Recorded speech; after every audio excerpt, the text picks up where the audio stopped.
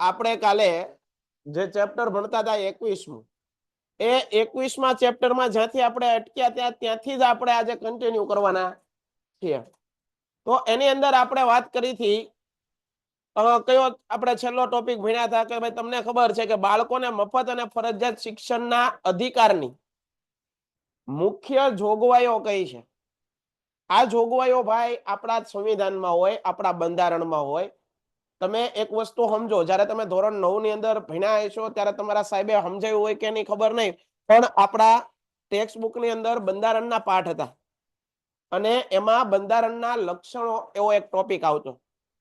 આ બંધારણના લક્ષણોની અંદર એક લક્ષણ શું છે, એ છે કે ભાઈ ભારતનું બંધારણ સુપરિવર્તનશીલ બંધારણ છે. સમજો તમે, સુપરિવર્તનશીલ બંધારણ એટલે શું, એનો મીનિંગ શું થાય? જે દેશના બંધારણમાં એના કાયદા કાનૂનની અંદર તમે સરળતાથી જરૂર પડે તો સુધારા કરી શકાય એવું બંધારણ હોય, એને કેવું બંધારણ કહેવાય? સુપરિવર્તનશીલ. કેટલાને સમજાય? બેઠો.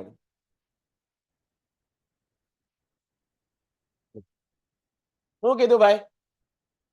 જે દેશના બંધારણમાં, જે દેશના સંવિધાનમાં સરળતાથી એના કાયદા કાનૂનમાં જરૂર પડે, સમય સમયે અમુક માંગ વધતી હોય, સમય સમયે અમુક કાયદા લાવવા પડે, તો એની જરૂર પડે અને સુધારો કરી શકાય આવું બંધારણ હોય, એ બંધારણને શું કહેવાય?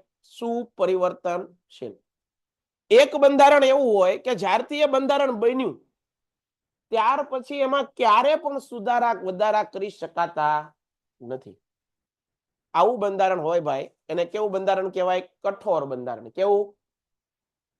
ભારત દેશનું જ્યારે બંધારણ બન્યું, ભારત દેશનું સંવિધાન ઘડાણું, ત્યારે ભારતના લોકો, ભારત દેશના જે નાગરિકો હતા, જે લોકો બંધારણ બનાવવાની આખી બંધારણીય સભાની અંદર કામ કરતા હતા, એ લોકોએ લોકો વિશે બહુ વિચાર્યું હતું. કારણ કે એક તો આપણે 200 વર્ષ ગુલામી કરી, એટલે લોકોની આંખો ઉઘડી ગઈ હતી કે હવે પછીનું આપણે બંધારણ દેશને દેવું છે, દેશના લોકોને, ભાવિ લોકોને દેવું છે, એ એવું જોરદાર દેવું છે કે જેથી કરીને એનું ભવિષ્ય ક્યારે પણ એની સાથે કોઈ પણ જાતની ખોટી દમનકારી નીતિ થાય. એટલે 60 જેટલા બંધારણોનો અભ્યાસ કર્યો.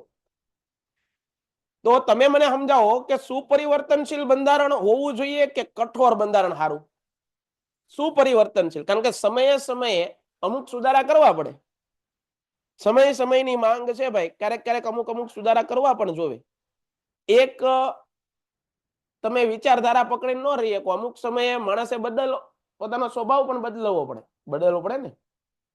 તો આ રીતનું આખું બંધારણ છે, એ અંતર્ગત જ તે આ માહિતીનો અધિકાર છે, રાઈટ ટુ ઇન્ફોર્મેશન એક્ટ. જો માહિતીનો અધિકાર ક્યારે આવ્યો? રાઈટ ટુ ઇન્ફોર્મેશન 2005માં આવ્યો.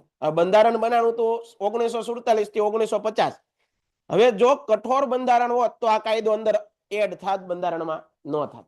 બીજું, જમ્મુ કાશ્મીર છે એની અંદર લેહ લદ્દાખ કેન્દ્ર શાસિત પ્રદેશ જાહેર કરી દીધા, બરોબર છે. તો આ જો કાનૂન ઓલું સુપરિવર્તનશીલ બંધારણના લીધે કઠોર બંધારણ હોત તો આમાં એડ થાત, બંધારણમાં ન થાત. રાઈટ ટુ એજ્યુકેશન 2009માં કાયદો આવ્યો, રાઈટ ટુ એજ્યુકેશન. હવે આ કાયદો છે ક્યારે આવ્યો? 2009માં. બંધારણ બન્યું 1947 થી 1950ના સમયગાળા. કઠોર બંધારણ હોય તેમાં સુધારો થઈ શકે? ન થઈ શકે. પણ આપણા બંધારણમાં બહુ સારી એવી વાત કહેવાય કે જ્યારે સમય સમયે તમારે જરૂર પડે તો એમાં સુધારા કરવા જોઈએ. સમજણ પડે છે કે નથી પડતી? તો આ આપણા દેશનું સારી બાબત કહેવાય. સમજો તમે. આગળ એ વાત આપણે કરી હતી આખી. ત્યારબાદ આપણે આ બધું ભણ્યા. શાળાના વધુ લાયકાત ધરાવતા શિક્ષકોએ 5 વર્ષમાં નિર્ધારિત ધોરણે શૈક્ષણિક લાયકાત મેળવવી પડશે. બદલી સિવાયના કારણસર બાળક પ્રાથમિક શિક્ષણ પૂરું ન કરે ત્યાં સુધી શાળામાંથી કાઢી મુકાશે નહીં. ખાનગી શાળાઓમાં અભ્યાસ કરતા નબળા વર્ગના, પછાત વર્ગના અને ગરીબી રેખા નીચે જીવતા કુટુંબોના બાળકોને ફી શરતોને આધીન રહીને સરકાર ચૂકવશે.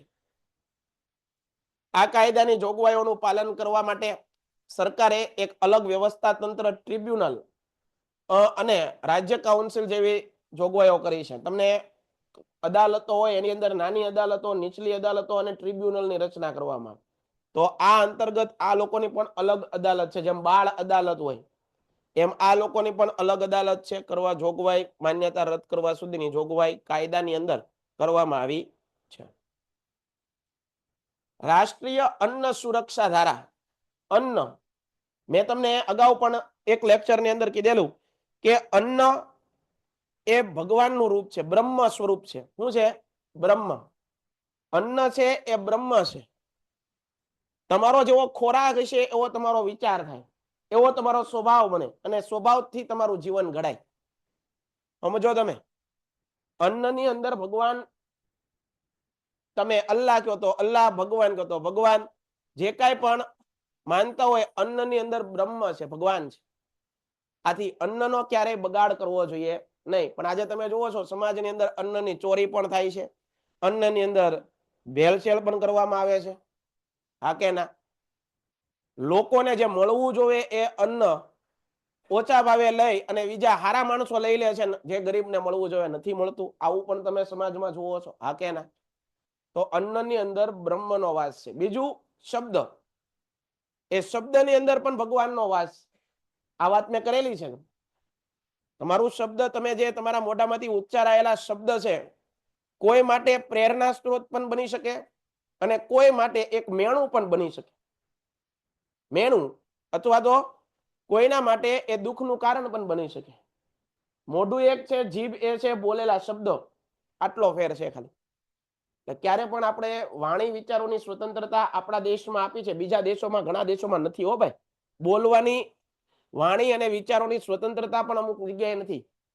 આપણો દેશ આટલો બધો સારો કહેવાય કે આપણા દેશના નાગરિકોને વાણી વિચારોની સ્વતંત્રતા આપવામાં આવી. જે બોલવું હોય તમે બોલી શકો, પણ આવી સ્વતંત્ર આઝાદી આપી આપણને, તો આપણે એનો ખોટો ઉપયોગ કરાય ન કરાય. બોલતા પહેલા વિચારી લેવાનું, પછી બોલવાનું. આગળ, રાષ્ટ્રીય અન્ન સુરક્ષા ધારા અન્વયે અનાજ સંબંધિત વિવિધ સંવર્ગો, વર્ગ અથવા જાતિઓ અનાજ વિતરણની સંબંધિત તથા જાહેર વિતરણ પ્રણાલી સંબંધિત જોગવાઈઓ વિગતે ચર્ચો. કેન્દ્ર સરકારે 5 જુલાઈ 2013 ના રોજ, સમજો, કેન્દ્ર સરકારે 5 જુલાઈ 2013 ના રોજ રાષ્ટ્રીય અન્ન સુરક્ષા RTF નો કાયદો પસાર કર્યો. આ કાયદાની અનાજ સંબંધિત વિવિધ સંવર્ગોને અનાજ વિતરણ સંબંધિત તથા જાહેર વિતરણ પ્રણાલી સંબંધિત જોગવાઈઓ નીચે પ્રમાણે છે.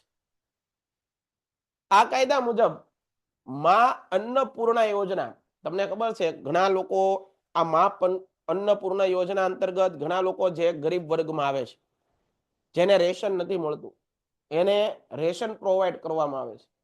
રેશનની અંદર તમને ખબર હોય ઘઉં, ચોખા, તેલ આવું બધું મળતું હોય છે.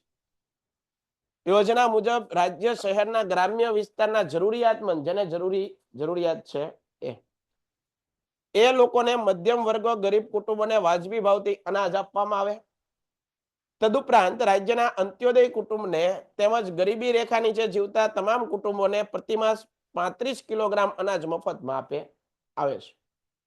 કઈ યોજના અંતર્ગત? મા અન્નપૂર્ણા યોજના અંતર્ગત.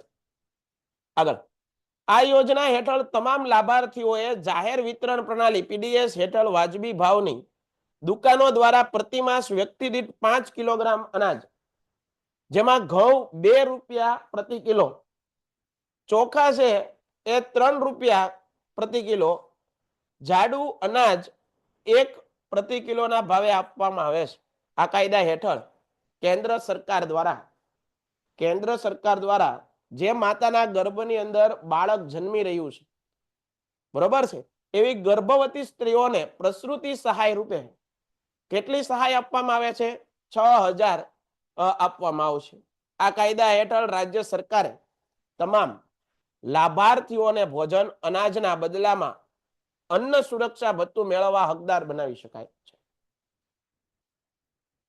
આ કાયદા હેઠળ ગુજરાત સરકાર દ્વારા અંત્યોદય ગરીબી રેખા હેઠળ જીવતા કુટુંબોને દર માસ નિયત માત્રામાં ખાંડ, આયોડાઇઝ મીઠું અને કેરોસીન તથા વર્ષમાં 2 વખત તેલ રાહત દરે વાજબી ભાવની દુકાનો દ્વારા આપવામાં આવે છે. આ કાયદાની જોગવાઈ મુજબ રાજ્ય સરકારો અગ્રીમ કુટુંબોની યાદીઓ સુધારીને અદ્યતન બનાવશે.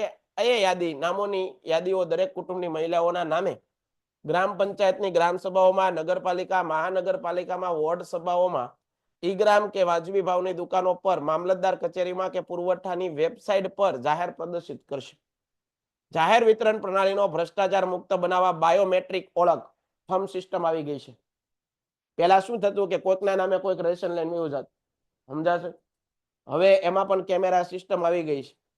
બાયોમેટ્રિક્સ, બરોબર, ઓળખ, EPIC card, barcode ration card, અન્ન કૂપન, વેબ કેમેરાથી આખું જે અનાજ લેતો હોય એ માણસનું શૂટિંગ ઉતારવામાં આવે વગેરે પગલા ભરવામાં આવ્યા છે. આ કાયદા મુજબ રાજ્યના આંતરિક ફરિયાદ નિવારક તંત્ર ઊભું કરવું. એનો મતલબ કોઈ વ્યક્તિ રેશન કાર્ડ છે, એ અનાજ લેવાઈ ગયો, બરોબર, એને અનાજ નથી આપવામાં આવતું અથવા ઓછું આપવામાં આવે છે, તો એના માટે એક નિવારક અથવા તો ફરિયાદી તંત્ર ઊભું કરવામાં આવ્યું. ત્યાં તમે ફરિયાદ કરી શકો. માટે નોડલ અધિકારીની નિમણૂક કરવામાં આવી. રાજ્યમાં અનાજ વિતરણ વ્યવસ્થાનું નિયમન નિયંત્રણ કરવા રાજ્ય અન્ન આયોગની રચના તેમજ ફૂડ કમિશનરની નિમણૂક કરવામાં આવશે. આગળ, માં અન્નપૂર્ણા યોજના મહત્વની જોગવાઈઓ. આ પ્રશ્ન યાદ રાખજો વિદ્યાર્થી મિત્રો બધા. મોસ્ટ આઈએમપી પ્રશ્ન છે અને કરંટ લેવલનો પ્રશ્ન છે, એટલે પરીક્ષામાં પૂછાઈ શકે. આ ચર્ચાનો વિષય હોય ને એવા પ્રશ્ન પૂછાતા હોય. માં અન્નપૂર્ણા યોજના વિશે તમે જોગવાઈ અથવા સમજાવો.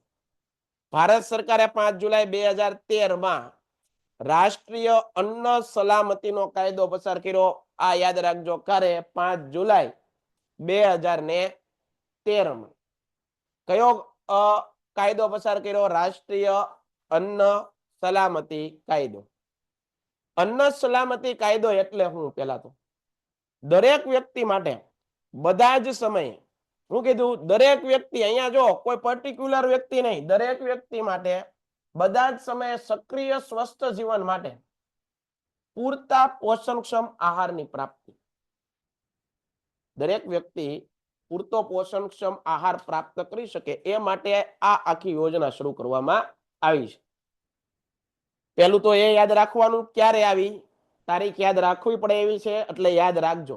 હું જે જગ્યાએ તારીખ યાદ રાખવાનું કહું ત્યાં તમે તમારી બુકમાં ગમે એ રીતે લખી નાખજો કે આ તારીખ મારે કરવાની છે. તમને બધી સાલ હું પાકી કરવાની કહેતો નથી, પણ જે કહું છું એ તો તમારે ભૂલવાની નથી. 5 જુલાઈ 2013 રાષ્ટ્રીય અન્ન સલામતી કાયદો પસાર કરવામાં આવ્યો. રાષ્ટ્રીય અન્ન સલામતી કાયદા અંતર્ગત શું નક્કી કરવામાં આવ્યું? દેશના દરેક નાગરિકને, અહીંયા દરેક નાગરિક ભૂલવાનું નહીં, કોઈ પર્ટિક્યુલર રિલિજન, કોઈ ગરીબ વર્ગ, અમીર વર્ગ એવું નહીં, દરેક નાગરિકને પોષણક્ષમ આહાર પ્રાપ્ત થાય એ માટે આ યોજના અથવા કાયદો ઘડવામાં આવ્યો. હવે આગળ બીજો પોઈન્ટ. આ કાયદા અન્વયે સરકારે માં અન્નપૂર્ણા યોજના શરૂ કરી. આ યોજના હેઠળ રાજ્યના શહેર કે ગ્રામ્ય વિસ્તારના, સમજો, રાજ્યના શહેર કે ગ્રામ્ય વિસ્તારના જરૂરિયાતમંદ, હવે તમે એમ કહો આમાં અમીર કેમ ન આવે? એ ક્યાંથી આવે ભાઈ? એને જરૂર છે. જરૂરિયાતમંદ મધ્યમ વર્ગના ગરીબ કુટુંબોને, જે મધ્યમ વર્ગમાં આવે છે, ગરીબ પછી મધ્યમ વર્ગ, તો મધ્યમ વર્ગમાં જે કુટુંબો આવે છે એને વાજબી ભાવથી શું આપવામાં આવે છે? અનાજ આપવામાં આવે. તો માં અન્નપૂર્ણા યોજના છે એ કયા વિષય સંબંધિત છે? કે ભાઈ સમાજનો મધ્યમ વર્ગ અથવા સમાજના દરેક વર્ગને જો અનાજ પ્રાપ્ત કરવું હોય તો અનાજ સંબંધિત આખો કાયદો છે. બરોબર છે કે દરેક મધ્યમ વર્ગના લોકો છે એને પોતાના જીવન જરૂરિયાત ખોરાક માટે, અનાજ માટે આખો કાયદો ઘડવામાં આવ્યો છે. અનાજ આપવામાં આવે ઓછા પૈસે. આ ઉપરાંત રાજ્યના અંત્યોદય કુટુંબોને તેમજ ગરીબી રેખા નીચે જે જીવતા લોકો હોય એને પ્રતિ માસ 35 કિલોગ્રામ અનાજ મફતમાં આપવામાં આવે છે. આગળ, આ યોજના હેઠળ મધ્યમ વર્ગના ગરીબ કુટુંબોને જાહેર વિતરણ પ્રણાલી પીડીએસ હેઠળ વાજબી ભાવની દુકાનો પ્રતિ માસ વ્યક્તિ દીઠ 5 કિલોગ્રામ અનાજ, ઘઉં 2 કિલો પ્રતિ કિલો, 2 રૂપિયાના કિલો ચોખા, 3 રૂપિયાના કિલો અને જાડુ અનાજ 1 રૂપિયાના કિલોના ભાવે આપવામાં આવે છે. આ યોજના અન્વયે ગુજરાતમાં લગભગ 3.62 કરોડ જરૂરિયાતમંદ લોકો રાહત દરે અનાજ આપી અને અન્ન સુરક્ષા બક્ષી છે. આ યોજનાનો લાભ મેળવતા કુટુંબોની બચત વધશે. બચત કેમ વધે ભાઈ? ઓછા આમાં શું થાય છે, આજે સમાજની અંદર તમે આપણે જોયું છે કે પૈસાનું મૂલ્ય ઘટે છે, પગાર એનો એ રહે છે, મોંઘવારી દિવસે ને દિવસે હાઈ થતી જાય. હવે પગારમાં ખાલી શું થાય ખબર છે? ઘરનું ભરણ પોષણ થાય. હવે જો તમને રાજ્ય કઈક એવી સ્કીમ આપે કે ભાઈ અમે ઓછા પૈસે તમને અનાજ આપશું, સ્વાભાવિક છે તમારી આવક થોડીક બચશે. બચે કે ન બચે? આ માટે આ શરૂ કરવામાં આવ્યું. અન્ન સલામતી વિધેયકના હેતુઓ. અન્ન સુરક્ષા એટલે દરેક વ્યક્તિ માટે બધા જ સમયે સક્રિય અને સ્વસ્થ જીવન માટે પૂરતા પોષણક્ષમ આહારની પ્રાપ્તિ. રાષ્ટ્રીય અન્ન સલામતી કાયદો, રાઇટ ટુ ફૂડ. હવે અહીંયા જુઓ, એક હતો રાઇટ ટુ એજ્યુકેશન, એક હતો right to RTI, right to information, અને એક હતું આરટીએફ. આમાં ભૂલવાનું નહીં. Right to education, right to information, right to food. બરોબર છે? યાદ રાખવાનું. આ ક્યારે આવ્યો? એજ્યુકેશન 2009. સાલ યાદ રાખો, તારીખું નહીં, કારણ કે ગુજરાતમાં અલગ તારીખે છે, ભારતમાં અલગ તારીખે અમલમાં આવ્યો. આપણે વર્ષ યાદ રહે એટલે આપણું ઘણું બધું સહેલું થઈ જાય. સમજાય? 2009, 2005 અને આની 5 જુલાઈ 2013. કેટલાને સમજાણું? આ તમારે તમારી બુકમાં લખી નાખવાનું. તમારી બુકની અંદર આ વસ્તુ લખાઈ જવી જોઈએ. નામ, પૂરું નામ, કઈ સાલમાં આવ્યો, સાલ પણ યાદ રાખવાની. 2009, 2005 અને 5 જુલાઈ 2000.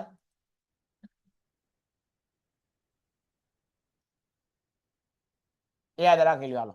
રાષ્ટ્રીય અન્ન સલામતી કાયદાના મુખ્ય હેતુઓ નીચે પ્રમાણે છે. દેશની વધતી જતી જનસંખ્યાની અનાજની માંગ સંતોષવી, દરેક સમયે સસ્તા દરે પૂરતા પ્રમાણમાં ગુણવત્તાસભર અનાજ પૂરું પાડવું. બાળકોમાં કુપોષણની સમસ્યા નિવારવા યોગ્ય પ્રબંધ કરવો. પોષણક્ષમ આહારના કુલ ઉત્પાદનો પ્રોત્સાહન આપવું. અનાજ વહેંચણીના સરકારે જાહેર વિતરણ પ્રણાલી પીડીએસ ને વધુ સંગીન, પારદર્શક અને સરળ બનાવી અંત્યોદય કુટુંબોને અને ગરીબી રેખા હેઠળ એટલે કે બીપીએલ જીવતા કુટુંબોને પોષણક્ષમ આહાર રૂપે રાહત દરે પૂરતા પ્રમાણમાં અનાજ અને જીવન જરૂરિયાતોની અન્ય વસ્તુઓ પૂરી પાડવી. ગર્ભવતી સ્ત્રીઓ અને સ્તનપાન કરાવતી માતાએ, એને ધાત્રી માતા કહેવાય, ને પોષણક્ષમ આહારની જરૂરિયાત પૂરી પાડવી. કારણ કે એના ગર્ભની અંદર બીજું શિશુ જન્મ લે છે, નવું બાળક જન્મ લે છે, એને સરખો પોષણક્ષમ આહાર મળવો જોઈએ. બરોબર? આગળ તો અહીંયા જે છે એ આપણું 21મું ચેપ્ટર ને શું કરીએ છીએ? પૂરું જાહેર કરીએ છીએ. તમારો સિલેબસ પૂરો થવા માંડ્યો છે. જે લોકો વાટ જોઈને બેઠા હોય, સાહેબ સિલેબસ પૂરો કરે પછી અમે તૈયારી શરૂ કરશું, એ લોકો હવે તૈયારી કરી દે. અને જે લોકોએ તૈયારી શરૂ જ રાખી છે પહેલેથી, એ લોકોને હવે બહુ રિવિઝન કરવાનું છે પહેલેથી. આખું વર્ષ દરમિયાન જે કાંઈ તમને કહેવામાં આવેલું છે, જે કાંઈ પણ બાબતોની ચર્ચા કરી છે, તમારે વાગોળવાની છે. વાગોળવું એનો મતલબ હું, તમે જોજો, ગામડાની અંદર માલઢોર રાખતા હોય ને તે પ્રાણીઓ, પશુઓ છે, ગાય ભેંસ છે, એ ખોરાકને વાગોળે. ખરેખર વિજ્ઞાનનું સાયન્સ એવું કહે છે, જ્યારે તમે ખોરાક લ્યો છો, એ ખોરાક આપણે ઉતાવળે ઘણી વખત ઝડપથી ખાઈ લેતા હોઈએ છીએ. વિજ્ઞાન એવું કહે છે, આયુર્વેદ એવું કહે છે કે ખોરાક છે એને તમે ધીમે ધીમે ખાઓ. કારણ કે શરીરની અંદર તમારી ખોરાકની અંદર જે સલાઈવા લાળ ભળે, લાળ ગ્રંથિમાંથી, એના કારણે પાચક રસો દ્વારા જે આથી તમારે શું થશે ખબર છે? ધીમે ધીમે ખાશો તો ખોરાકની ઓછી જરૂર પડશે અને તમારા શરીર બરોબર તંદુરસ્ત રહેશે. આવું કહે છે ભાઈ, આયુર્વેદ કહે છે, સાયન્સ કહે છે. આપણે ઘણી વાર શું છે, ઝડપથી ખાઈને ઊભા થઈ જતા હોઈએ. ઘણી વખત તમારા ઘરમાં કોઈક ઓડી લેશે તો એમ કહેતા હશે શાંતિથી જમ. બરોબર છે? હલો, અહીંયા ધ્યાન આપો. 22મું ચેપ્ટર છે પ્રકૃતિમાં પોષણ વ્યવસ્થા. ચેપ્ટરનું નામ શું છે? પ્રકૃતિની અંદર પોષણ વ્યવસ્થા. 22મું ચેપ્ટર તમારું છે પ્રકૃતિમાં પોષણ વ્યવસ્થા. હવે આ ચેપ્ટર માંથી આટલું બધું પૂછાતું નથી, છતાં પણ આપણે ભણવાનું છે.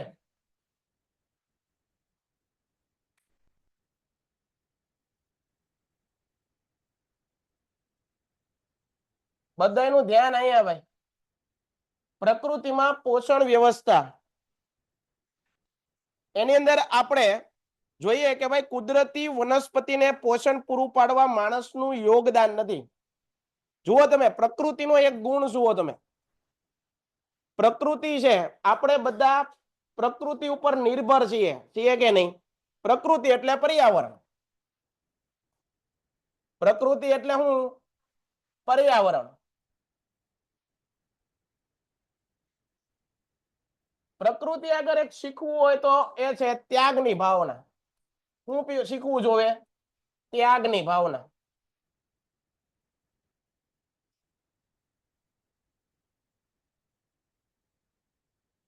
વાતાવરણ જુઓ તમે, પ્રકૃતિએ આપણને શું આપ્યું?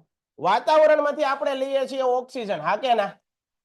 વાતાવરણમાંથી આપણે શું લઈએ છીએ? પ્રાણવાયુ. જમીન છે આપણને ખનિજ આપે, એ પણ પ્રકૃતિનું જ તત્વ છે. જમીન આપણને શું આપે? ખનિજો. જમીન આપણને શું આપે? રેવા દે આપણી જેવાને. આપણી જેવાને રેવા દે, આપણે કઈ હક લેવા દેતા નથી. જમીનને ખોદીને બધા ખનિજ કાઢે રાખીએ છીએ. જમીનને આપણે શું આપ્યું? કઈ આપ્યું? વૃક્ષો વાવેલા છે તો આપણે એને કાપીએ છીએ, બરોબર છે? એટલે શું આપે? આશરો આપે અથવા રહેઠાણ આપે. તો આવા તો પ્રકૃતિના અનેક ગુણધર્મ છે ભાઈ. પ્રકૃતિમાંથી આપણને સજીવોને જે આપણી મૂળભૂત જરૂરિયાતો છે, હવા, પાણી, ખોરાક, એ પણ પ્રાપ્ત થાય છે, હા કે ના? આપણી મૂળ જરૂરિયાતો પૂરી પડે છે. ક્યાંથી? આપણી મૂળ જરૂરિયાતો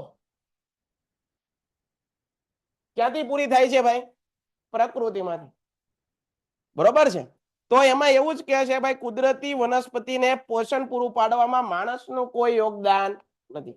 આપણે પોષણ પાડીએ કે પ્રકૃતિને આપણે રક્ષણ કરીએ કે જંગલો વાવીએ, વૃક્ષો વાવીએ, નદીઓને સાફ રાખીએ, નદીઓને પ્રદૂષિત ન કરીએ, બરોબર? આ રીતે આપણે વન્યજીવોનું રક્ષણ કરીએ તો એનાથી પ્રકૃતિનું શું થાય? સંવર્ધન થાય. શું થાય? આપણે એવું કરતા નથી, આપણે એનો ઉપયોગ કરીએ. પ્રકૃતિએ આપણને ત્યાગ ભાવના શીખવાડી. પ્રકૃતિ આપણને શું શીખવાડે? ત્યાગ કરતા. જ્યારે આપણે માણસ ભગવાને બનાવ્યો, માણસે એક જ વસ્તુ શીખી છે, છીનવવાની વૃત્તિ. જ્યાંથી મળે ત્યાંથી લઈ લ્યો, આપવાની ભાવના નહીં.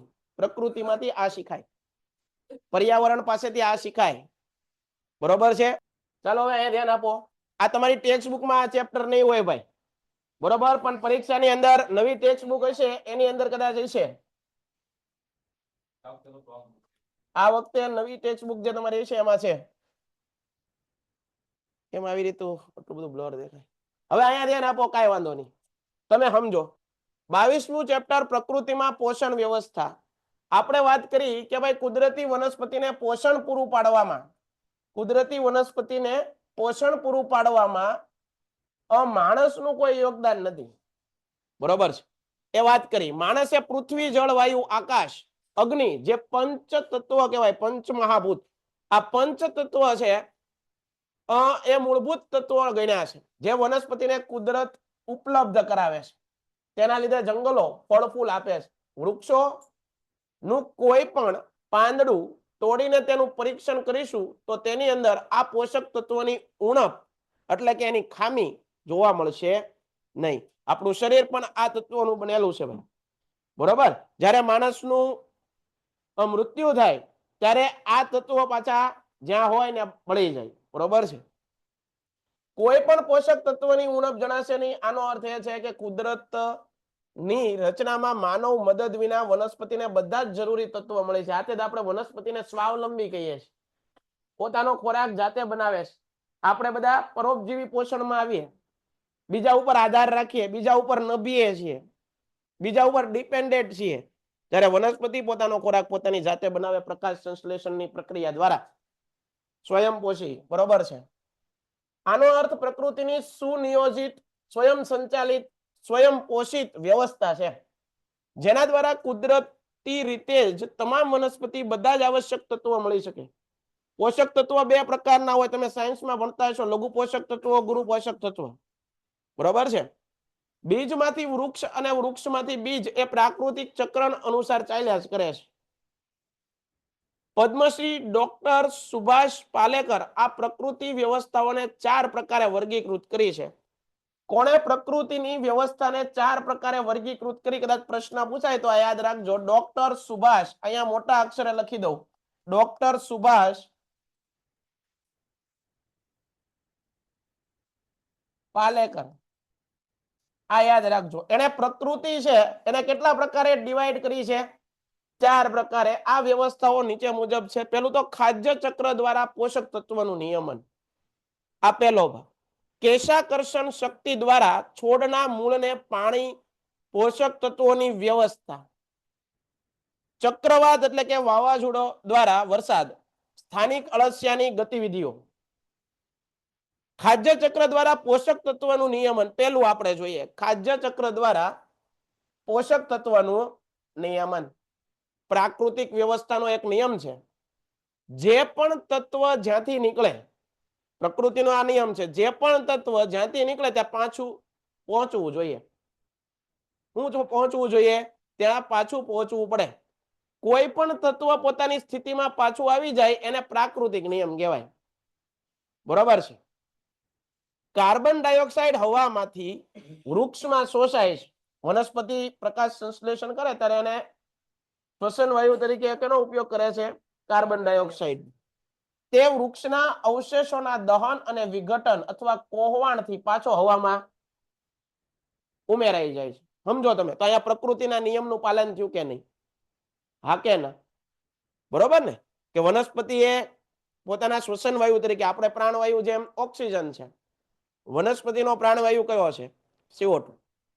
એ લે છે, પ્રકાશ સંશ્લેષણની પ્રક્રિયા કરે છે, હાલો વનસ્પતિના પાંદડાઓ કોહવાઈ જાય, ફૂંકાઈ જાય, જમીનમાં મળે, પાછો કાર્બન ડાયોક્સાઇડ હવામાં ઉડ્યો છે. બરોબર છે. તે વૃક્ષના અવશેષોના દહન, વિઘટન, કોહવાણથી પાછો હવામાં જાય છે. એમ જ પાણીની બાષ્પ રૂપે મહાસાગરમાંથી ઉપર જઈને વાદળ. તમને ખબર છે પાણી, દરિયો છે, સૂર્યપ્રકાશનો તાપ પડે એટલે દરિયો ગરમ થાય. કોઈ પણ ગરમ વસ્તુ હોય એ વિસ્તરે. સાયન્સનો નિયમ છે. ગરમ વસ્તુ હોય એ વિસ્તરે. દાખલા તરીકે અત્યારે શિયાળો છે, આપણે બધા ઠંડા પડી ગયા. ઉનાળો હોય ત્યારે આપણે ગરમી હોય એટલે આમ આખા પોળા થઈને સુતા હોય, રાજા રાવણ ઓલા કુંભકર્ણની જેમ. કેમ? ગરમી. ગરમીને ગરમ વસ્તુ કોઈ પણ વિસ્તરે, ઉપર જાય, અને ઉપર જાય એટલે એ વસ્તુ કેવી થાય? ઠંડી પડે. કેવી પડે? ઠંડી પડે. આ ઠંડી પડે વળેલી વસ્તુ હવા છે એનો ભેજ બને. શું બને? ભેજ. ભેજના વાદળો બને. આ વાદળો પાછા વરસે, એમાં આપણે નાહીએ. આ ખબર ને, જળ ચક્ર આખું ભણવામાં આવતું. કેટલાને આવ્યું છે? વોટર સાયકલ સાયન્સમાં આવતું. કેટલાને યાદ છે? આ હું ઈ બોલ્યો. તો પ્રકૃતિ એવું કહે છે કે જે 5 મહાભૂતોનું જે પંચ મહાભૂતો છે, બરોબર, એ પ્રકૃતિનો નિયમ છે. જે તત્વ જ્યાંથી મળ્યું ત્યાં ને ત્યાં પાછું શું થઈ જવું જોઈએ? તો પ્રકૃતિનો નિયમ લાગુ પડે છે. ઓકે, આગળ. એમ જ પાણી બાષ્પ રૂપે મહાસાગરમાંથી ઉપર જઈ વાદળ રૂપે બંધાય અને વરસાદ રૂપે પાછું, વરસાદ પડે, નદીઓમાં વરસાદ આવે, કુવા ભરાય, તળાવ, ચેકડેમ બધું ભરાય. પણ નદીઓ પાછી કોને મળે છે? દરિયાને મળે. એની આખરી મંજિલ તો શું હોય? દરિયો. ઘણી નદીઓ કુંવારી રહી જાય, એને કુંવારિકા પણ નદી કહેવાય. આવું આવે. આગળ જાશો એટલે ભણવામાં આવશે. આગળ, કાર્બન ચક્ર. કોઈ પણ છોડના લીલા પાંદડા પ્રકાશ સંશ્લેષણની ક્રિયાના માધ્યમથી હવામાંથી જે કાર્બન લે છે, જે ખોરાકનું નિર્માણ કરે છે, તે કાર્બન છોડમાં સંગ્રહિત થાય છે. એ સમજાયું ને? જો હવામાંથી મળે છે. આ છોડની આયુ સમાપ્તિ પછી છોડનું બેક્ટેરિયા દ્વારા વિઘટન થાય. બરોબર. થઈને અંગારવાયુ પાછો ક્યાં મુક્ત થઈ જાય છે? વાતાવરણની અંદર. બરોબર. હવામાંથી કાર્બન હવામાં પાછો ચાલ્યો જાય છે. જો છોડને સળગાવીએ તો ધુમાડાના સ્વરૂપમાં પણ કાર્બન ડાયોક્સાઇડ પાછો હવામાં વયો જવાનો છે. અને કાર્બનનું સંતુલન હવામાં સુનિયોજિત રાખે છે. પ્રકૃતિની વ્યવસ્થા છે કે જે પદાર્થ જ્યાંથી નીકળે ત્યાં શું થાય છે? ત્યાં પાછો જશે. ડન છે. આગળ જળચક્ર. હમણાં જ મેં કીધું, દરિયાનું પાણી ગરમ થાય, ગરમ વસ્તુ વિસ્તરે, વિસ્તરે એટલે શું થાય? ઠંડી પડે, ઠંડી પડે એટલે એનો ભેજ બને, ભેજના વાદળો બંધાય, વાદળો પાછા વરસે, વરસે એટલે ક્યાં વરસે? બધે વરસે. બરોબર. નદીઓ ભરાય, તળાવો ભરાય, ચેકડેમ ભરાય, નદીઓનું પાણી પાછું દરિયામાં જાય, દરિયો પાછો ગરમ થાય. આખી સાયકલ હું હાલ્યા રાખે. બરોબર છે. આ જળચક્ર જોઈએ. પૃથ્વીના 71% ભાગમાં પાણી. સૂર્યના તાપથી મહાસાગરના જળસ્તરનું તાપમાન વધે, દરિયો ગરમ થાય, જેનાથી પાણીનું બાષ્પીભવન થાય અને વરાળ બને, ઉપર જાય. વરાળ ઠંડી પડે, ઠંડી પડે એટલે શું બને? પાછું ભેજ બને, ભેજમાંથી વાદળ, વાદળમાંથી વરસાદ, વરસાદ પાછો ક્યાં જાય? નદીમાં, નદીમાંથી પાણી દરિયામાં, દરિયો પાછો ગરમ થાય. આવું હાલે રાખે. કેમ હાલે? આમ. કેવી રીતે? આમ. હા, બરોબર છે. મહાસાગરમાં પહોંચી જાય છે. જે પાણી ભૂમિમાં ઉતરી ભૂગર્ભ જળમાં, અમુક પાણી પાછું જમીનની અંદર પણ સંગ્રહ થાય છે, એને ભૂગર્ભીય જળ કહેવાય. વ્યવહાર માટે ઉપલબ્ધ થઈને પાણી અંતે સાગરમાં પાછું વયું જાય છે. સમજાય છે? ઉર્જા ચક્ર. ઉર્જાનો મુખ્ય સ્ત્રોત સૂર્ય છે. ઉર્જાનો મુખ્ય અખૂટ ભંડાર ક્યાં છે? સૂર્ય. સૂર્ય દ્વારા દ્રવ્યોનું રૂપાંતર નિરંતર ઉર્જામાં થયા કરે છે. આ સૂર્યના કિરણો દ્વારા ઉર્જાના કેટલાક હિસ્સો પૃથ્વી સુધી પહોંચે છે. શાકાહારી જીવ જે ખોરાકમાંથી ઉર્જા મેળવે, તે ઉર્જા સંગ્રહિત કરવાનું કામ લીલા પાંદડાઓ કરે. આ વનસ્પતિના આયુષ્ય સમાપ્તિ પછી તેના અવશેષોનો વિઘટન અથવા બળવાથી ઉર્જા મળતા ઉર્જા ચક્ર પૂર્ણ થાય છે. પ્રયોગ માટેના સંસાધનો જોઈએ. આ આપણે નથી જોવું, રેવાઈ ગયો, પ્રયોગ નથી કરવો.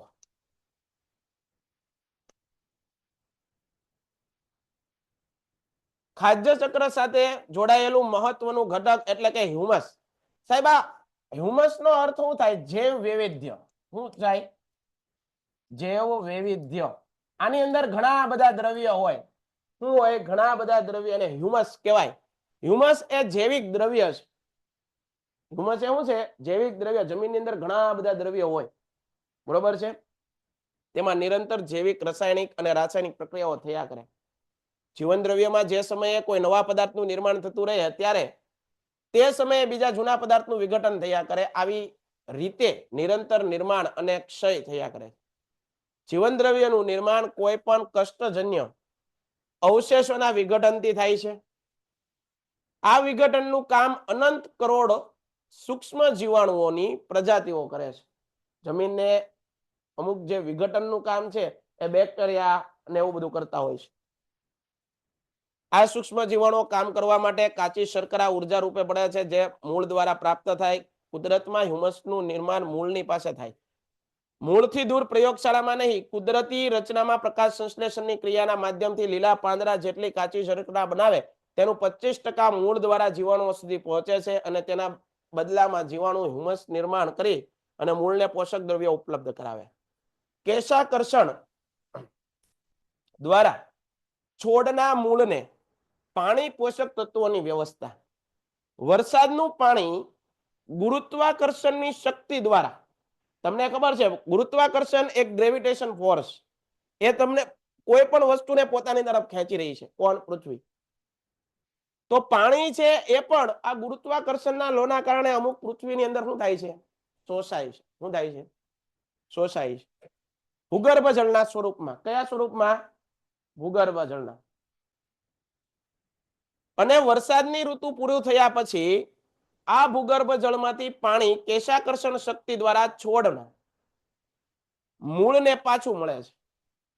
આ કુદરતી વ્યવસ્થાને સુનિયોજિત, સ્વયં સંચાલિત છે. પ્રકૃતિના સિદ્ધાંત પ્રમાણે જમીનની ઊંડાણની માટી પોષક તત્વોનો ભંડાર છે. કેશાકર્ષણની શક્તિ દ્વારા જ્યારે ભૂગર્ભમાંથી ભેજ ઉપર આવવા માંડે ત્યારે તે ભેજની સાથે ઊંડાણમાં રહેલા પોષક તત્વોના ભંડારમાંથી જ બધા ખનિજ તત્વો ઓગળી ભેજની સાથે ઉપર આવીને મૂળની પાસે સંગ્રહિત થાય છે અને આ રીતે મૂળને આ પોષક તત્વો ઉપલબ્ધ થાય છે. ચક્રવાત અથવા વાવાઝોડું દ્વારા જો વરસાદ ના હોત તો કદાચ જંગલો હોત નહીં. જંગલો હોત તો વનસ્પતિ પૃથ્વી ઉપર હોત, એનું કોઈ અસ્તિત્વ જ ન હોત. માનવીને પીવા માટે, સિંચાઈ માટે પાણી હોત ન હોત, કારણ કે સિંચાઈના સ્ત્રોતમાં વરસાદ પણ આવે. માનવ સાથે સમગ્ર જીવસૃષ્ટિના જીવન નિર્વાહ માટે વરસાદની ભૂમિકા બહુ અગત્યની છે. વરસાદ છે એનું સ્થાન બહુ જ અગત્યનું છે. ભારતમાં મોટા ભાગનો વરસાદ ચોમાસાની ઋતુમાં થાય છે. ચોમાસામાં થતા સમગ્ર વરસાદમાં ચક્રવાત મહત્વની વાતાવરણીય ઘટના છે. 21 માર્ચ પછી જ્યારે ઉત્તર ગોળાર્ધમાં તાપમાન વધવા લાગે ત્યારે સૂર્ય તીવ્ર તાપથી હિન્દ મહાસાગરનું પાણી બાષ્પીભવન થાય. બાષ્પીભવન થવું એટલે કે બાષ્પ વરાળ રૂપમાં રૂપાંતરણ થવું. તીવ્ર ગતિથી થવા લાગે એ સમયે ચોમાસું હિન્દ મહાસાગરમાં પ્રવેશ. તે સમયમાં તીવ્રતાથી સમુદ્રની ઉપરથી હવા ગરમ થવા લાગે. તેના પરિણામે હવાનું ઓછું દબાણવાળું ક્ષેત્ર નિર્માણ પામે. આ ઓછા દબાણવાળા ક્ષેત્રની આસપાસ હવા ચક્રાકાર ફરવા મળે, જેનાથી ચક્રવાતનું નિર્માણ થાય. ભારતીય કૃષિ અસર કરતા પરિબળો ચક્રવાત એક અસરકાર પરિબળ છે. જ્યારે આ ચક્રવાતની ઘટના બને ત્યારે રાસાયણિક ખેતીમાં પાકોને વધુ નુકસાન થાય, જ્યારે પ્રાકૃતિક કૃષિમાં પાકોને તેનાથી ઓછું નુકસાન થાય, કારણ કે પ્રાકૃતિક ખેતી છોડને વધુ બળવાન બનાવે. આ તમને જાણવું ગમશે. આ પણ જાણીએ, 40 વર્ષનું એક વૃક્ષ એક દિવસમાં 40 વર્ષનું એક વૃક્ષ એક દિવસમાં 200 લીટર પાણી બાષ્પના સ્વરૂપમાં હવામાં છોડે છે. જો વાદળોને પાણીથી ભરવા હોય, વાદળોને પાણીથી તમારે ભરવા હોય તો હવામાં ભેજનું પ્રમાણ વધારવા માટે વધારે ને વધારે શું કરવા પડશે? વૃક્ષો વાવવા પડશે. બરોબર? વૃક્ષો વાવો, વરસાદ લાવો, જેથી ખાલી વાદળો આ ભેજને શોષી લે અને જ્યારે પાણીથી સંતૃપ્ત થાય ત્યારે વરસાદ આવશે.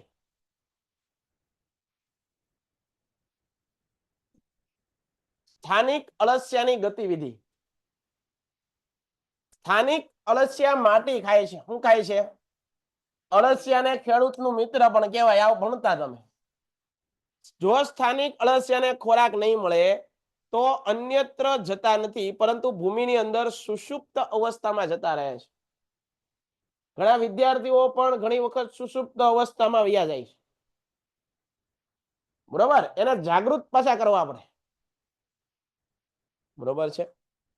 રાજસ્થાનના રણમાં ઊંચા તાપમાને અથવા હિમાલયની ટોચ ઉપર નીચા તાપમાને પણ જમીનની અંદર તે પોતાની ગતિવિધિ ચાલુ રાખે છે. કાર્યક્રમ એનો શરૂ જ હોય, જમીનને ઉપર નીચે કરવાનો.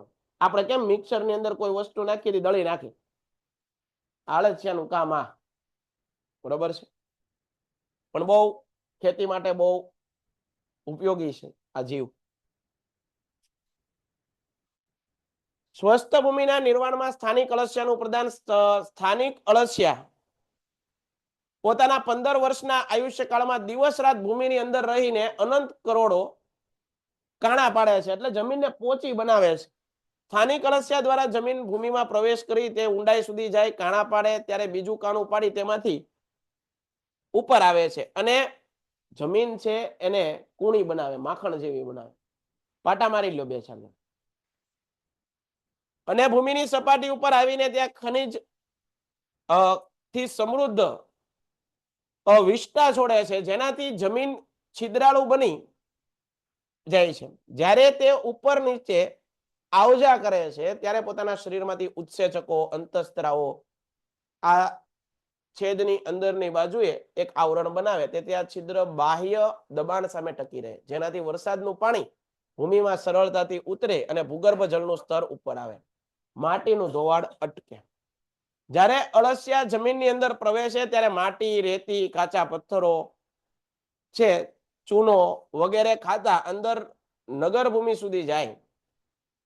જમીનમાં રહેલા રોગ નિર્માણ કરનારા રોગાણુને અથવા તો જીવાણુઓને આરોગી એટલે કે ખાય અને પોતાના આંતરડામાં નષ્ટ કરી નાખે. ઉપયોગી જીવાણુઓને ગળી જાય, બળવાન બનાવી અને વિષ્ટાના માધ્યમથી ભૂમિ ઉપર છોડી દે છે. અળસિયાની વિષ્ટામાં આસપાસની જમીન કરતા પોષક દ્રવ્યો નોંધપાત્ર પ્રમાણમાં હોય. અળસિયાના વિષ્ટા એટલે કે ઉત્સર્ગ દ્રવ્યો ભાઈ.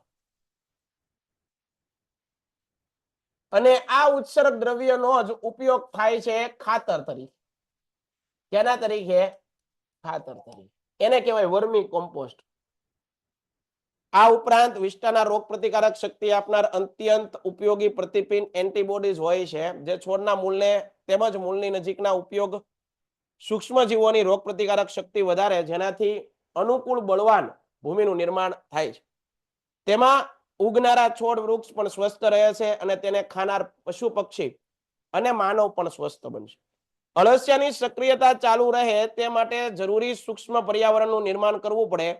જો આ જરૂરી સૂક્ષ્મ પર્યાવરણ ન મળે તો અળસિયા સુષુપ્ત અવસ્થામાં ચાલ્યા જાય.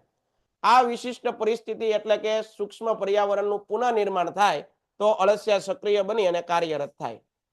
સૂક્ષ્મ પર્યાવરણ એટલે શું? આ તમે જોયો, જમીનની ઉપરની સપાટી પર કોઈ પણ બે છોડની વચ્ચે જે હવા, એક વૃક્ષ અહીંયા હોય, બે છોડ હોય, એની વચ્ચે જે હવા વહે છે, તે હવાનું દિવસનું તાપમાન 24 ડિગ્રી સેલ્સિયસ થી 32 ડિગ્રી સેલ્સિયસ અને સાપેક્ષ ભેજ 65 થી 72% હોવો જોઈએ.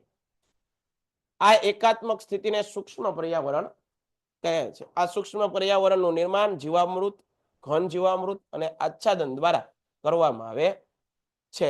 તો આ 22મું ચેપ્ટર અહીંયા તમારું સમાપ્ત થાય છે. હવે આપણી મંજિલથી થોડાક એક ચેપ્ટર આગળ છીએ. પછી જે કામ કરવાનું છે એ બધું કામ કોને કરવાનું છે? તમારે. કોને? તમારે. બરાબર?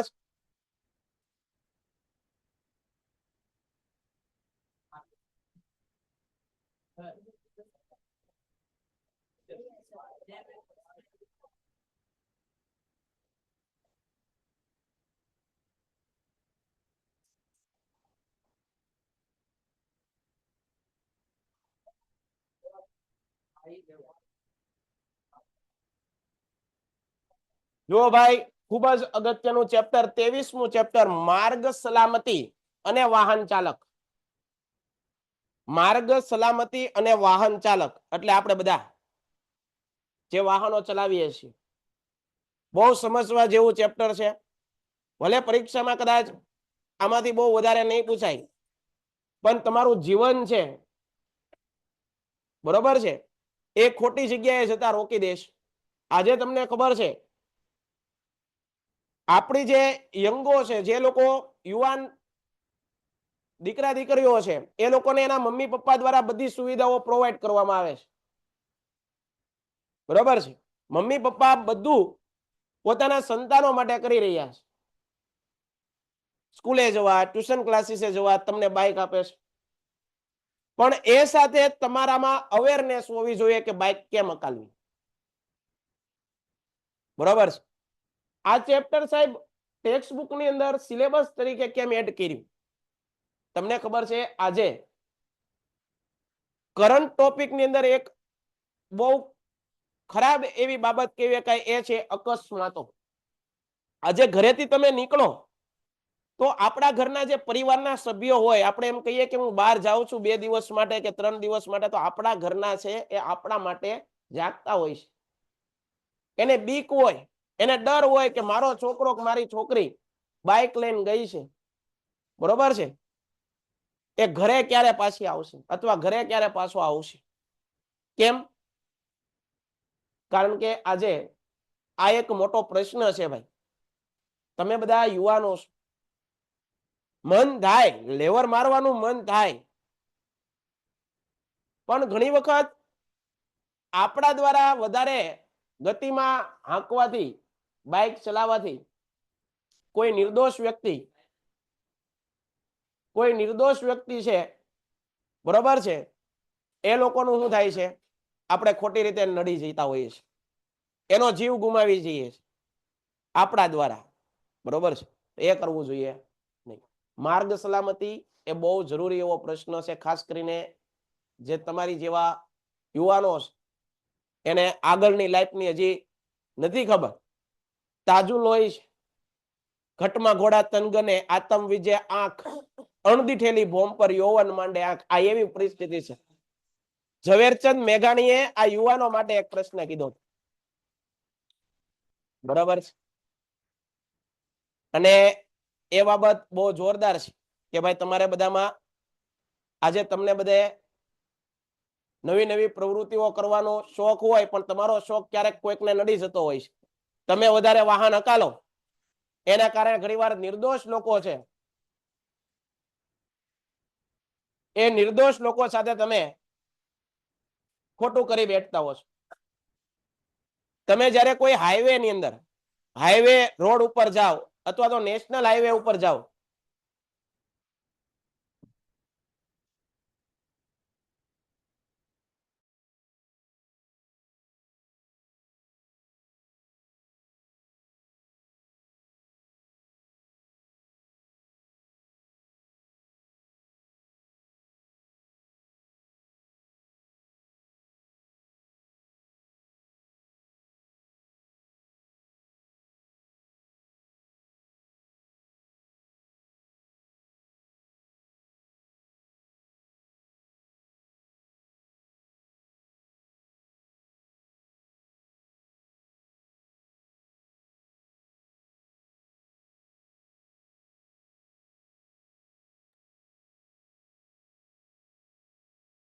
તો માર્ગ સલામતી વિશેની જે કાંઈ પણ વાતો છે આ ચેપ્ટરમાં કરવાની છે, બરોબર છે.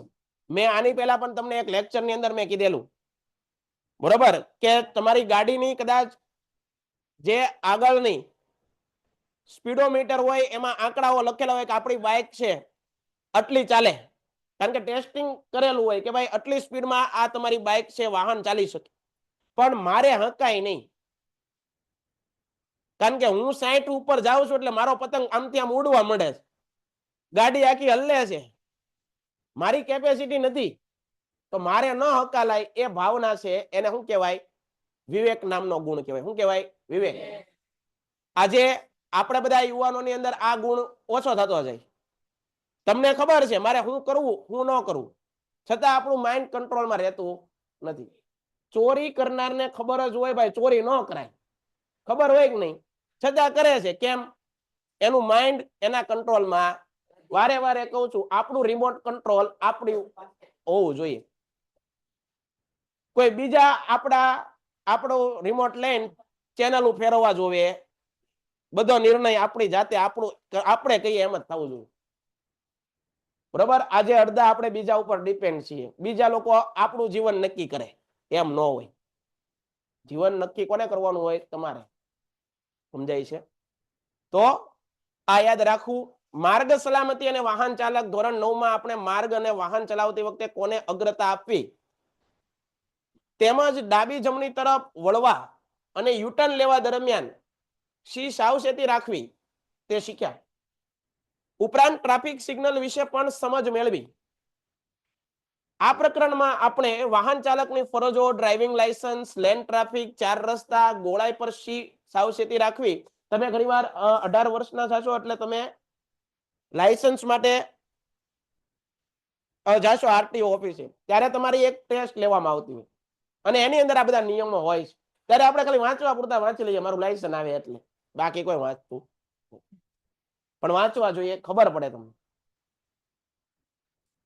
બરોબર. સાવચેતી રાખવી અને હેલ્મેટ અને સીટ બેલ્ટ મહત્વ વિશે જાણીએ. વાહન ચાલકની ફરજો કઈ? Duties of drivers and riders. વાહન ચાલકે શારીરિક અને માનસિક રીતે સંપૂર્ણ સ્વસ્થ અને વાહન ચલાવવા સક્ષમ હોય તો જ વાહન ચલાવવું. કોઈ પણ ખોટા નશાકારક પદાર્થ, દ્રવ્યો, માદક પીને વાહન ચલાવવું જોઈએ નહીં. બીજી વસ્તુ, ઊંઘમાં હો ત્યારે વાહન ચલાવવું ન જોઈએ. સાઈડ ઉપર વાહન મૂકી દેવાય, ઘડીક સુઈ જવાય અને પછી હકાય. કારણ કે ઘણી વાર ઊંઘમાં હોય,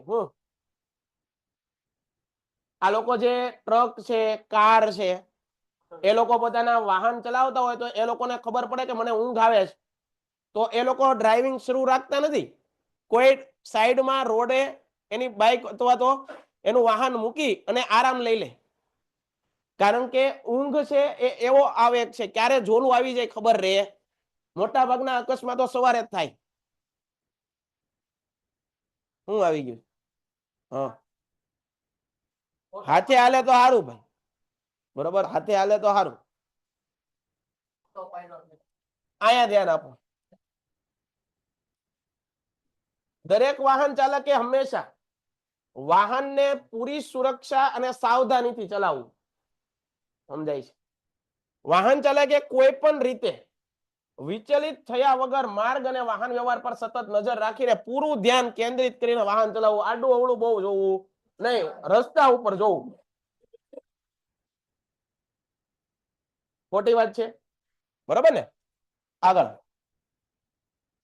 વાહન ચાલકે રાહદારીઓ, જે લોકો, બીજી વસ્તુ, વાહન ચાલકે રાહદારીઓ એટલે કે રસ્તા ઉપર તમારું વાહન બહુ સારી એવી બાઇક હોય અથવા તો ઓડી, BMW, મર્સિડીઝ લઈને તમે ફરતા હો વાઘાવાડી રોડ ઉપર, અવાજ નહીં, કાઢી મૂકીશ બહાર,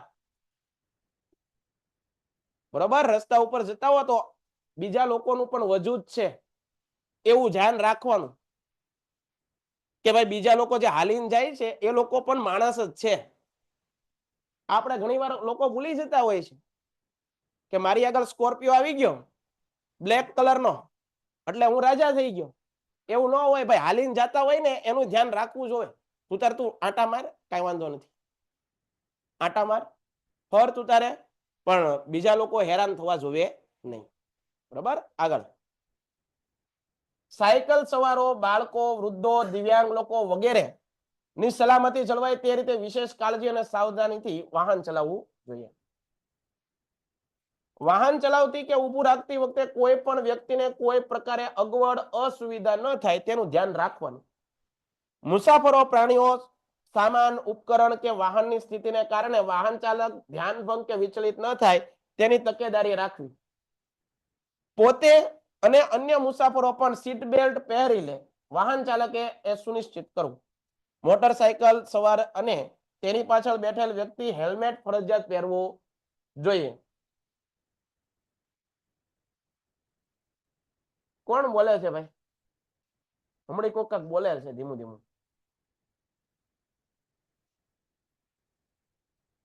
કોણ બોલતું હતું મને કહો તો ખરા. આ લાઈનમાં કોઈ નથી બોલ્યું પાછળ? તમારી પાછળ કોણ બોલ્યું ભાઈ? કોણ બોલે છે ભાઈ? અંદરો અંદર વાતું કોણ કરે છે? એટલે એમાં એવું છે ભાઈ કે તમને જો સમજાતું હોય તો તમે અહીંયા આવીને બનાવી ગયો.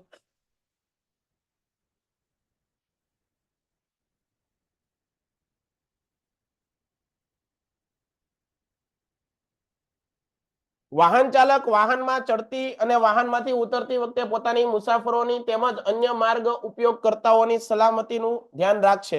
વાહન ચાલક કોઈ પણ પ્રકારનો નશો કરીને વાહન ચલાવશે નહીં.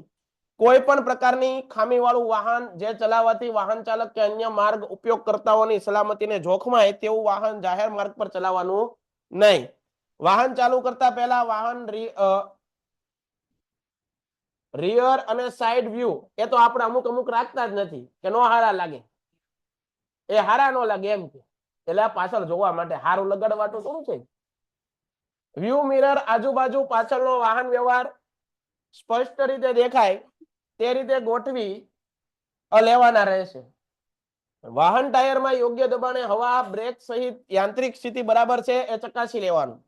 મોટરસાયકલ કે 3 પૈડા વાળું વાહન ચલાવતી વખતે કે તેમાં મુસાફરી કરતી વખતે સવાર થયેલા વ્યક્તિ અને અન્ય કોઈ વાહનને પકડશે નહીં કે ધક્કો મારશે નહીં. વાહન ચાલક માર્ગની સ્થિતિના કારણે સુરક્ષા માટે તેમ કરવું જરૂરી હોય ત્યારે જ પેડલ ફૂટરેસ્ટ પરથી પગ હટાવશે. વાહનમાંથી ઉતરતી વખતે દરવાજા ખોલતા સમયે પાછળથી આવતા વાહન સાથે અકસ્માત ન થાય તેની તકેદારી રાખવી જોઈએ. વચ્ચે વાહન ઊભું રાખીને ઉતરવું નહીં, પાછળ આવતા હોય, બરાબર? ધ્યાન રાખો. માર્ગ પરના ટ્રાફિકને તથા અન્ય માર્ગ ઉપયોગકર્તાઓને અડચણરૂપ થાય, ટ્રાફિકને સરળ પ્રવાહને અવરોધે તે રીતે ક્યારેય પોતાનું વાહન થોભાવશો નહીં. વાહન હંકારતા બિનજરૂરી કે લગાતાર અને શાંત જાહેર કરેલા વિસ્તારમાં હોર્ન વગાડવા નહીં. અમુક જે એરિયો છે એમાં ખોટે ખોટા હોર્ન વગાડવાના હોય, ધ્યાન રાખો. Driving licence. શું તમે જાણો છો કે કોઈ પણ મોટર વાહન ચલાવવા માટે પરવાનાની જરૂર હોય, તમારી આગળ લાયસન્સ હોવું જોઈએ.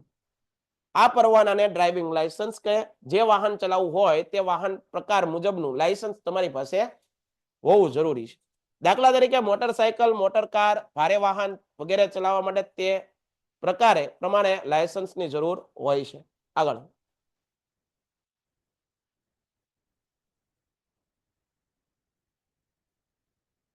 ચાલો, ડ્રાઇવિંગ લાયસન્સ મેળવવા માટેની અમુક ભાઈ ભારતના બંધારણમાં એવું નક્કી કર્યું છે કે ચૂંટણી માટે શું નક્કી કરવામાં આવ્યું છે? ઉંમર. લાયસન્સ કઢાવવા માટે ઉંમર. કેટલા વર્ષે તમારું લાયસન્સ નીકળે? તો 18 વર્ષ પૂર્ણ થયા હોય તેવી વ્યક્તિને ભારે ટ્રાન્સપોર્ટ વાહનો સિવાયના તમામ પ્રકારના મોટર વાહન ચલાવવાનું લાયસન્સ મળી છે.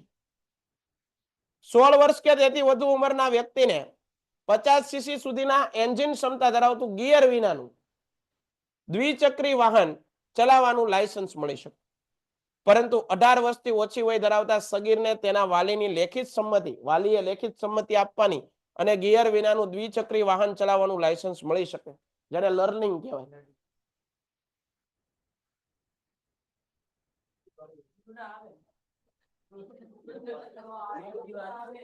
એક વર્ષ કરતા વધુ સમયથી હળવા મોટર વાહન ચલાવવાનું લાયસન્સ ધરાવતી વ્યક્તિને 20 વર્ષની ઉંમર પૂર્ણ થયા બાદ ભારે વાહન ચલાવવાનું લાયસન્સ મળી શકે. 1 વર્ષ સમયથી વધુ શું હોવો જોઈએ? અનુભવ. Lane traffic.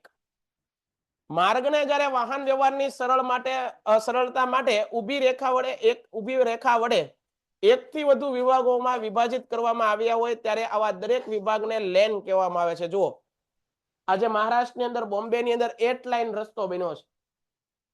8 લાઈન આની કોર, 8 લાઈન ઓલી કોર. વિચાર કરો.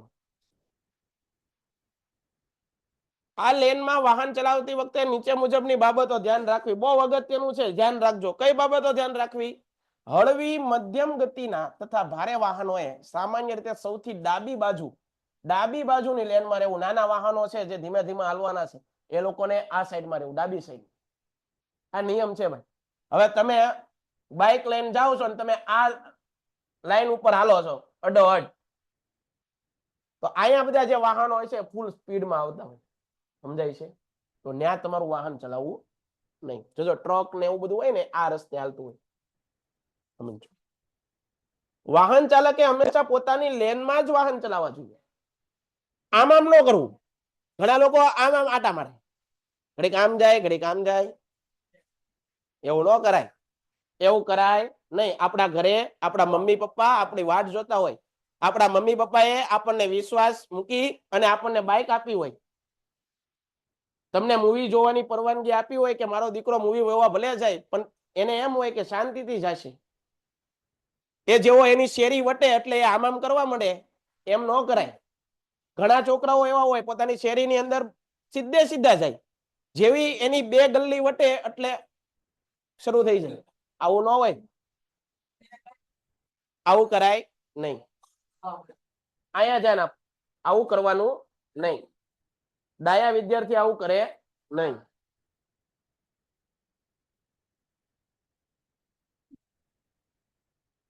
ચલાવવું જોઈએ. લેન બદલવાની જરૂર જણાય ત્યારે અગાઉથી યોગ્ય સિગ્નલ આપીને, શું આપવાનું? સિગ્નલ આપીને ઇન્ડિકેટરનો ઉપયોગ કરવાનો. ઉપયોગ કરીને જરૂર જણાય ત્યારે લેન બદલવી. સાઈડ મિરર હોવા જોઈએ. વાહન જ્યારે નેશનલ હાઈવે ઉપર ચલાવતો હોય તો જોજો વધારે મિરર ઉપર ધ્યાન રાખતા હોય, બરોબર છે? એ જરૂરી છે. જ્યારે કોઈ લેનને કોઈ ખાસ વર્ગના વાહન માટે ચિહ્નિત કરવામાં આવેલું હોય, નક્કી કરેલું હોય કે મોટા વાહનો, પછી 4 વ્હીલો છે, એનું આખું નક્કી કરેલું હોય, કરવામાં આવેલું હોય, ત્યારે વાહન ચાલકે તે વર્ગનું વાહન તે જ લેનમાં ચલાવવું. આ પ્રકારની લેનમાં અન્ય કોઈ વર્ગનું વાહન ચલાવી શકાય નહીં. જેમ કે ફક્ત દ્વિચક્રી વાહન એટલે કે આપણી 2 વ્હીલો છે એ લાઈન હોય તો એની અંદર 2 વ્હીલ જ અકાલાય, બરોબર? જ્યારે કોઈ માર્ગને ઊભા સળંગ પીળા સફેદ પટ્ટા વડે વિભાજિત કરવામાં આવેલ હોય ત્યારે વાહન ચાલક તે પટ્ટાની અંદર જ વાહન ચલાવશે, સળંગ ઊભા પટ્ટાને ઓળંગશે નહીં. દાખલા તરીકે આ જો સળંગ પટ્ટો છે એને ઓળંગવાનો. જ્યારે કોઈ માર્ગને ઉભા સળંગ એ આપણે જોઈ લીધું. વાહન વ્યવહાર આગળ કોઈ અવરોધ હોય તે સિવાય માર્ગ પર ચિહ્નિત ઉભા સળંગ પીળા કે સળંગ સફેદ પટ્ટા ઉપર વાહન ચલાવશે નહીં. જ્યારે માર્ગ પર એક સળંગ પટ્ટાને સમાંતર એક તૂટક રેખા અંકિત કરેલા હોય ત્યારે તૂટક રેખાની ડાબી બાજુનું વાહન આગળના વાહનને ઓવરટેક કરવાના હેતુથી તૂટક રેખા પાર કરી શકશે, પરંતુ ઓવરટેક કર્યા બાદ પાછું એને પાછી એની લાઈનમાં વયું જવાનું, પોતાની મૂળ લાઈનમાં વયું જવાનું. ચોકડી અને ગોળાઈ ધ્યાન રાખવાની બાબત હંમેશા યાદ રાખો. મોટા ભાગના અકસ્માત ક્યાં થાય? જ્યાં ચોક પડતો હોય, ચાર રસ્તા ભેગા થતા હોય, ત્યાં આપણું વાહન હંમેશા ધીમું જકાય. જોવું તમારે, વધારે વધારે અકસ્માત જ્યાં ચાર રસ્તા ભેગા થતા હોય ત્યાં જ થતા હોય અકસ્માતો. તો જ્યાં ચાર રસ્તા ભેગા થાય ને ઓટોમેટિક આપણું વાહન કેવું કરી દેવાનું? ધીમું પાડી દેવાનું. ખાસ કરીને સ્કૂલ હોય આ બધી જગ્યાએ ખાસ ધ્યાન રાખવાનું. જ્યારે આપણું વાહન ચોકડી, ચાર રસ્તા, જંકશન કે ગોળાઈ પર પહોંચવા આવે ત્યારે વાહન ફરજિયાતપણે કેવું કરી દેવું? ચોકડી, જંકશન, ગોળાઈ પર જમણી બાજુથી આવતા વાહનોને અગ્રતા આપવી. ગોળાઈ લેન બદલતી વખતે વાહન ચાલકે જરૂરી સંકેત બતાવે છે. ડાબી તરફ વળતા સમયે રાખવાની થતી તમામ સાવચેતીઓનું ધ્યાન ગોળાઈમાંથી બહાર નીકળતી વખતે પણ રાખવાનું રહેશે. હેલ્મેટ અને સીટ બેલ્ટનું મહત્વ. ક્ષમતા ધરાવતું ગિયર વિનાનું હેલ્મેટનું મહત્વ.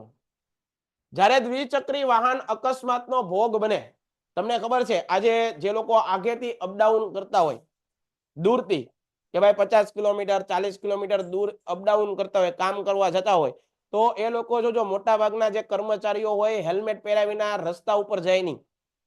આપણે ઘણી વખત એમ કહેતા હોય આપણે સિટીની અંદર નથી પહેરતા, પણ એ લોકો હાઈવે ઉપર જાય ત્યારે પહેરે છે. શું કરવા પહેરે છે ભાઈ? કારણ કે હાઈવે ઉપર મોટા વાહનો હોય અને માથામાં તમને ખબર છે મગજની અંદર ન્યુરોન સેલ છે, એનું કોષ વિભાજન થતું જ નથી સાયન્સ ભણતા હોય તો. અને કોષ વિભાજન ન થાય ને અહીંયા તમને હેમરેજ થાય તો માણસનું તત્કાલિક મૃત્યુ થઈ જાય, નવા કોષો બને નહીં. એટલે હેલ્મેટ પહેરવું અનિવાર્ય છે. શા માટે હેલ્મેટ પગમાં પહેરવાનો કાયદો ન આપ્યો કે બે બાય એક એક પગે પહેરીને હાલવું? એવો કાયદો આપ્યો નથી આપ્યો સરકારે. શા માટે આવું? ક્યારે પ્રશ્ન પૂછ્યો ભાઈ તમારી જાત સાથે કે ભાઈ કેમ સરકારે પગમાં કે કોઈ જગ્યાએ બીજે નથી પહેરવા દીધું, તમને માથામાં જ દીધું? માથાની અંદર કોષ વિભાજન થતું, જેને કહેવાય ન્યુરોન સેલ્સ બનતા. માથાની અંદર ન્યુરોન શું હોય? ન્યુરોન સેલ છે મગજમાં, એ બનતા નથી, કોષ વિભાજન થતું. બાકી આપણા શરીરની અંદર કોઈ પણ જગ્યાએ વાગ્યું હોય, કોઈ ઘાવ વાગ્યો હોય તો ના નવા કોષો બનીને ચામડીને રૂજ આવી જાય, હા કે ના? કોષ વિભાજન મગજના ભાગમાં આવતા નથી, સમજો તમે. એટલા માટે માથાના ભાગે શું કરવાનું છે? હેલ્મેટ પહેરવાનું.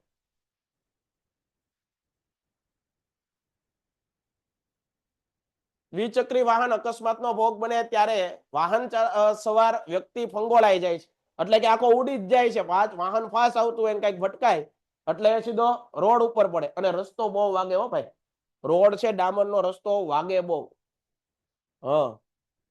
જો આવા વ્યક્તિનું માથું રસ્તા પર, અહીંયા ધ્યાન,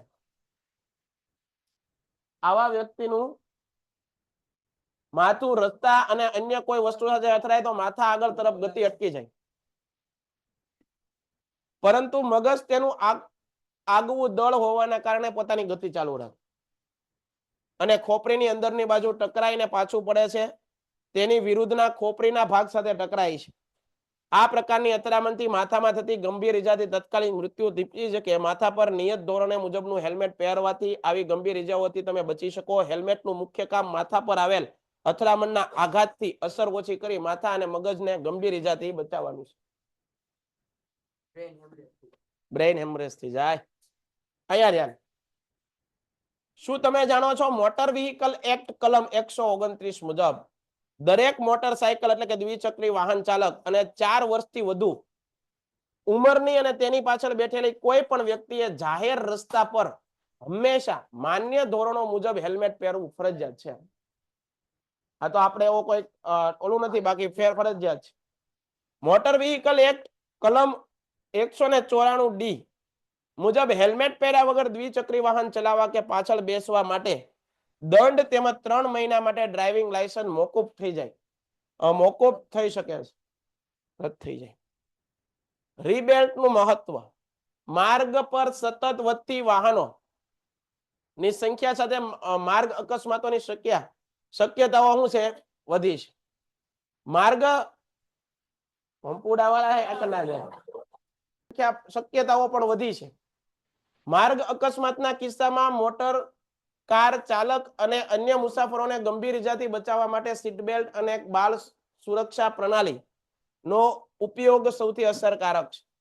ચાલકે અથવા મુસાફરે સીટ બેલ્ટ ન પહેર્યો હોય અને વાહનો અકસ્માત થાય તો તેની કારના અંદરના ભાગે જેવા કે સ્ટીયરિંગ વ્હીલ સાથે અથવા તો વિન્ડ સ્ક્રીન સાથે અથડામણ થઈ શકે, જેના પરિણામે શરીરનો બાહ્ય તેમજ આંતરિક અંગોને ગંભીર ઈજા પહોંચી શકે, જે તાત્કાલિક મૃત્યુનું કારણ બની શકે. પરંતુ ચાલકે મુસાફરે સીટ બેલ્ટ પહેરેલ હોય તો આવા અકસ્માતોના કારણે થતી જીવલેણ ઈજાઓથી બચી શકે છે.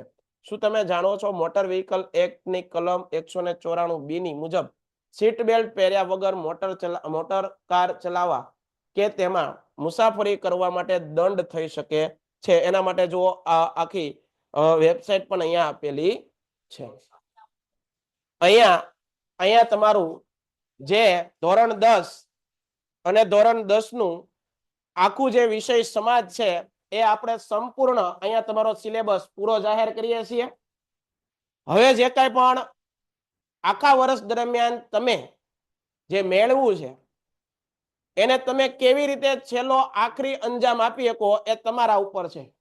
દરેકની શક્તિઓ અલગ અલગ હોય, દરેકના પ્લાનિંગ અલગ અલગ હોય, દરેક પોતાની રીતે તૈયારી કરતો હોય, બરોબર?